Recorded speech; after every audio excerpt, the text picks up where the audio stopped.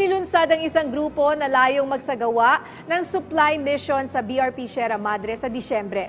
Naniniwala ang grupo na dahil pagmamay-ari ng Pilipinas ang lugar, ay malaya ang sinumang makapunta doon.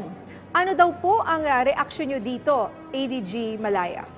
Well, Ninya, nako, medyo sensitibo po yung tanong na yan, no? Kasi unang-una, alam naman natin yung nangyayari during the resupply mission. At hindi nga natin alam kung paano ang magiging reaksyon ng China sa paparating ng mga resupply missions because na yung mga nangyayari sa ating bansa sa ngayon. So, siguro ang makipag-ugnayan muna ang grupong ito sa National Task Force West Philippine Sea dahil ito pong mga ginagawa nating resupply missions are coordinated with the Philippine Coast Guard at yung sa ating mga chartered supply boats na pinag-uusapan together with the Western Command of the Armed Forces of the Philippines. So, although naiintindihan po namin yung kanilang gustong mangyari, no, na tumulong sa ating armed forces sa resupply, nakikiusap po kami sa kanila na makipag-ugnayan sa National Task Force West Philippine Sea chaired by National Security Advisor Eduardo Año bago sila magsagawa ng kanilang sariling